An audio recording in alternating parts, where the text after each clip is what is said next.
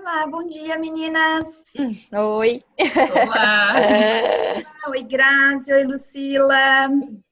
Oi, oi. Para quem não nos conhece, somos um grupo de professoras de português para estrangeiros. O nosso grupinho chama Conexão PLE. E essa ideia surgiu com a ideia de conectar, né? O que a gente quer? A gente quer conectar, nos conectar com outros professores de PLE e também com alunos. Para quem não assistiu o primeiro vídeo, no grupo Sou Brasil, tem lá bonitinho, eu convido vocês a assistirem. E hoje a gente vai falar sobre um outro assunto, né? A gente contou um pouquinho no primeiro sobre a ideia do projeto, mas hoje o que a gente quer? A gente quer compartilhar a nossa primeira experiência dando aula de português para um estrangeiro. Né? E cada um tem uma história, cada uma começou de uma maneira diferente, em um lugar diferente, então isso vai ser muito legal. E é por isso que estamos aqui, para conectar e para sermos assim, para falar a verdade, sabe? Porque assim, quem está começando sempre acha que o mundo é perfeito, que a gente não tem medo, e, enfim, o começo sempre é muito difícil. Totalmente. Né? E eu não sei, na minha época era muito mais, porque hoje você tem vários recursos, você tem plataformas, vocês têm cursos, as meninas têm um curso magnífico para professores de treinamento. Então, assim, na minha época, em 2000, né, então a gente está colocando aí 19 anos, não existia esse tipo de coisa. Então, muita coisa mudou, mas ainda o primeiro dia é o primeiro dia. Uhum. Então, quem vai começar contando? Quem vai? Eu vou contar. Então, eu comecei há 16 anos, foi em 2003. Eu estava fora do Brasil, estava na cidade do México, e o que eu me lembro desse primeiro dia, né? Antes do primeiro dia, eu pensava, nossa, como será que vai ser dar aula de português? Eu entrar numa nova carreira, numa nova atividade, era uma mudança grande na minha vida, e eu pensava, daqui 10 anos, como será que eu vou olhar para esse dia, né? Isso é muito legal. E o que eu me lembro é que eu tinha um livro definido, que a escola para onde eu trabalhava, ela definiu o material, e eu acho que isso é importante, porque nos ajuda muito. A gente tem um apoio, tem uma linha mestra, né? Não existe material perfeito, mas é um norte. Isso já dá uma tranquilidade. E a outra coisa que eu me lembro era de pastas, eram pastas que tinha lá na escola, em que eu estava procurando exercícios para complementar as atividades do livro, para não ficar aquela coisa maçante, cansativa. Eu tenho essa visão bem clara, né? Depois, a outra imagem que eu tenho é eu indo para essa aula. Gente, eu me perdi. Eu não conhecia. Eu não conhecia o lugar. No México, as pessoas falavam, não, é para já, não, é para já, é para já. E eu não sabia, não conseguia me achar, comecei a ficar muito nervosa. Não tinha Waze na época, não tinha Google Maps, então era outra realidade. Eu cheguei um pouco atrasada, com muita vergonha, né? Mas talvez eu devesse ter programado e pensado nessa possibilidade de me perder, mas eu não pensei. Então, eu cheguei uns 5 minutos atrasada e já cheguei tensa. A aula em si foi bem, foi tranquila, foi tudo bem. O que eu queria dizer é que até hoje, a primeira aula, para mim, é a primeira aula. Dá sempre um frio na barriga, é sempre tenso, porque eu não sei exatamente o nível do aluno, eu não sei quais são as necessidades desse aluno. Quando a gente tem uma triagem, alguém que faz um teste de nivelamento, ou a gente vai para fazer essa conversa, é um pouco menos tenso, mas é sempre tensa a primeira aula. Depois, a gente já percebe o ritmo do aluno, já consegue trabalhar melhor a questão do tempo, com as atividades que a gente propõe, e aí as coisas fluem melhor. Legal, que legal. Muito bom. E agora? Quem vai agora? Vai lá, Lucila. Ok, então vamos lá. Eu falei, né, no primeiro vídeo que eu comecei informalmente na minha casa, né, com estrangeiros que moravam lá, então, às vezes eu dava umas dicas, assim, mas nada, né, muito voltado, assim, ao ensino mesmo, né, mas isso já me ajudou a ter alguma ideia, assim, para futuramente dar aula de português. Então, depois eu fui ao Japão, né? E eu fui, quando eu trabalhei num departamento de tradução, né? De uma instituição, e quando eu estava nesse departamento de tradução, eu fui chamada para dar aula para um instituto de línguas, uma vez por semana.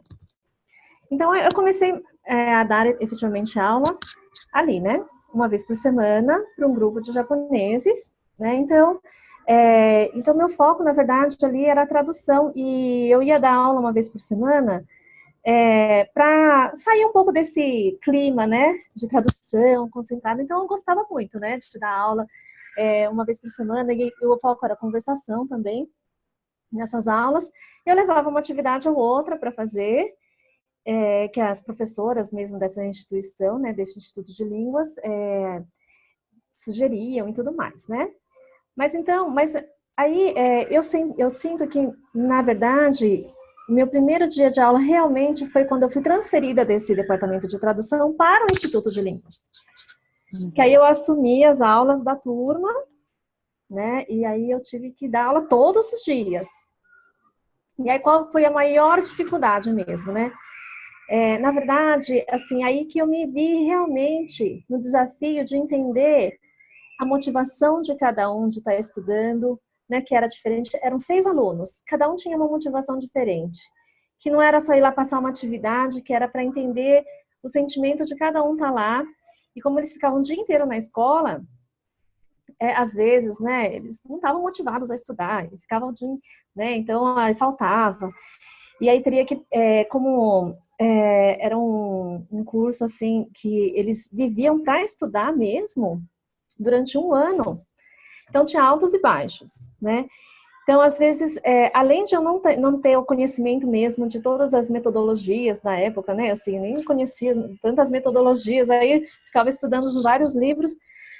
Aí tinha aqui essa questão cultural, que eu estava lá no Japão, na verdade, né? Para passar isso, né? De o que é o Brasil, né? Para eles estarem mais motivados a vir para cá.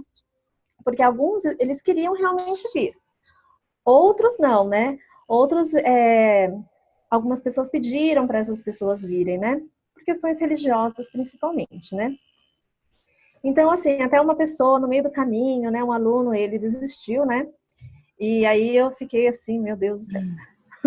Me sentindo meio culpada. Mas, então, assim, na verdade, esse meu primeiro dia de aula, quando eu entrei na aula, eu senti isso, assim. Eu senti, mais do que metodologias, eu tenho que entender o sentimento de cada um. E isso foi um aprendizado muito grande para mim, né? Porque eu falei assim, então, além de ter que estudar todas as metodologias que estão lá, eu tenho que estudar cada ser humaninho que está ali, né? E a partir daí preparar as aulas, né? Então, foi um grande desafio mesmo. Hoje também, né? Como a Graziela falou, primeira aula sempre é primeira aula, né? Então, assim, eu entro na aula e falo assim, essa atividade é legal para esse aluno. Mas aí, será que vai dar certo? Será que não vai dar certo? Mas será que esse aluno quer estar no Brasil? Será que ele não quer estar no Brasil? Será que ele, né, é aberto a novas culturas, né? Será que ele já tem uma outra língua? Então, a gente vem pensando, vai pensando em diferentes aspectos desse aluno, né? Não só o aspecto realmente da língua, né? Mas o aspecto cultural, linguístico, pessoal e etc. e tudo mais. É isso. Que legal. Obrigada. Muito bom. Quem vai agora? Tá bom. Eu vou dividir minha experiência em 2 partes, que a primeira eu acho que é oficial pela ordem cronológica, mas não era oficial eu na sala de aula. Porque a minha primeira experiência como professora foi como monitora.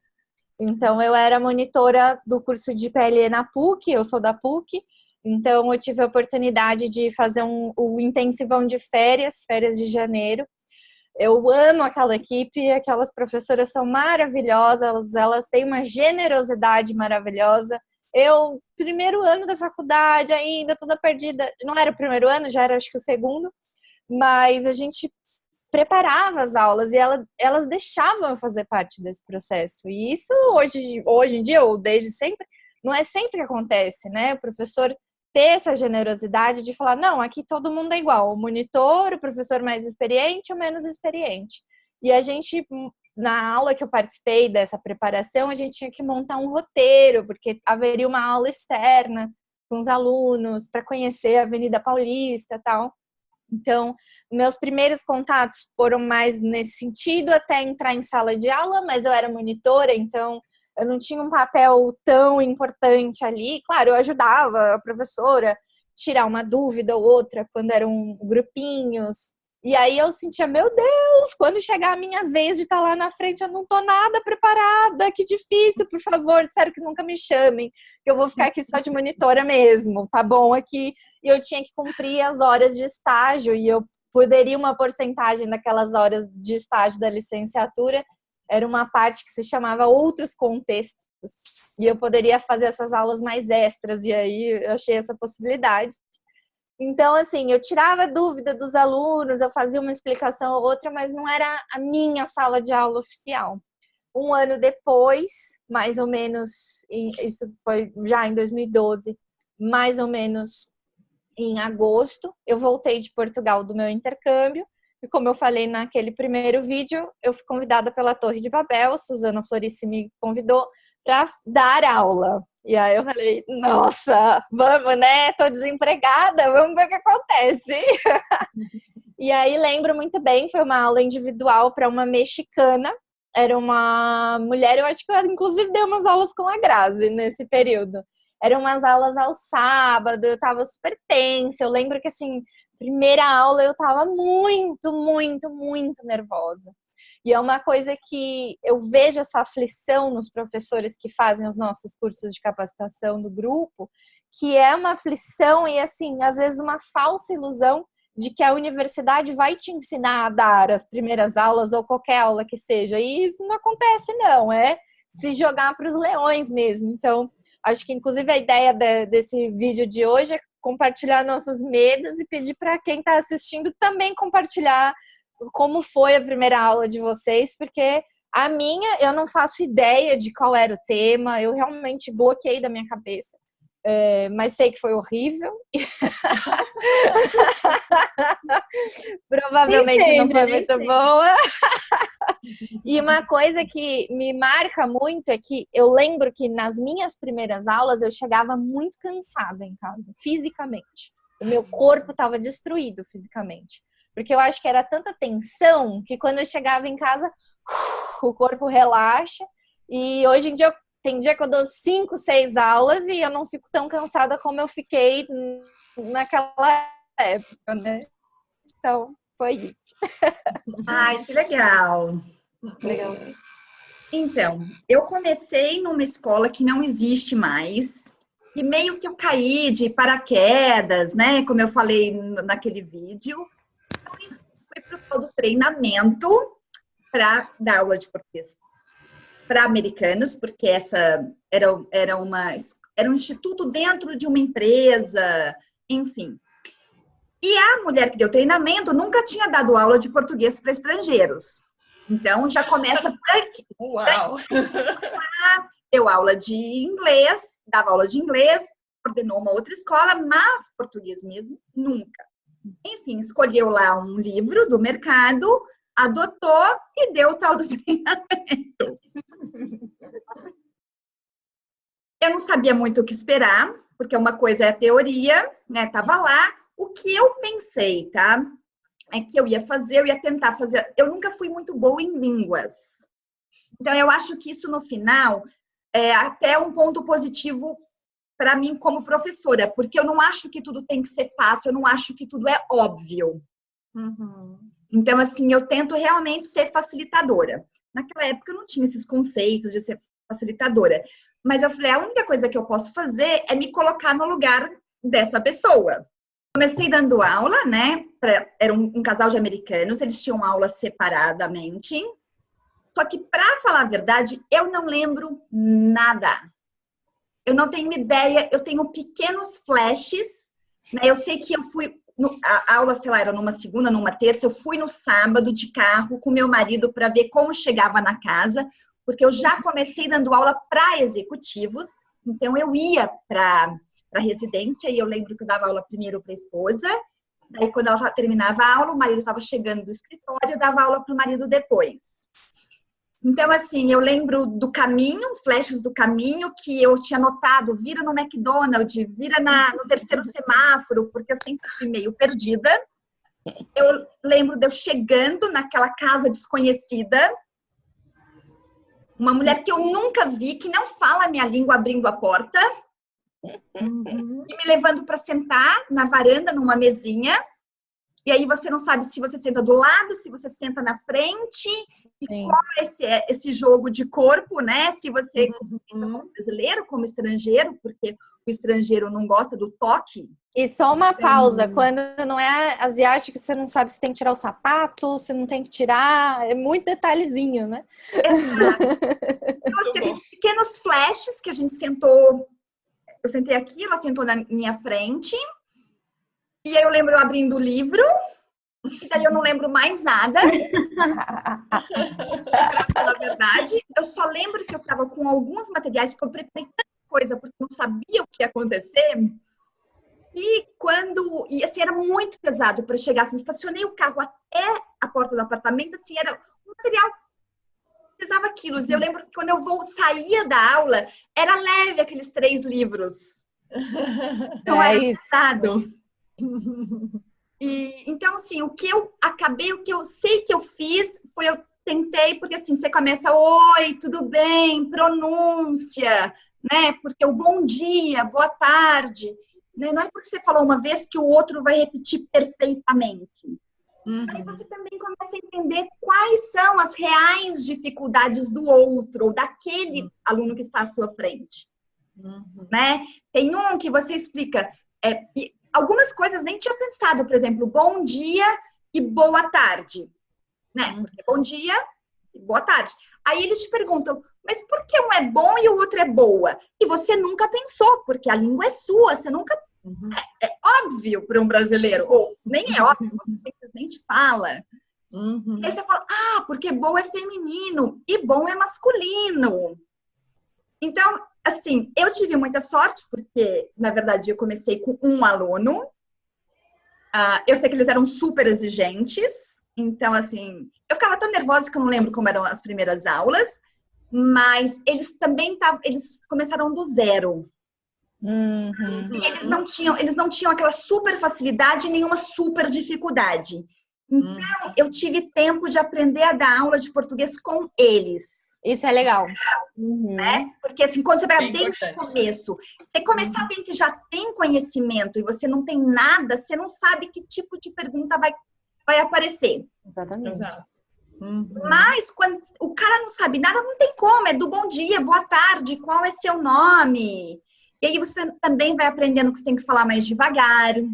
Né? Então, eu tive essa sorte de poder aprender e também deles não terem muitas dificuldades, mas também não ser aqueles, porque tem aqueles que aprendem sozinho, né? E daí aparece com perguntas do além.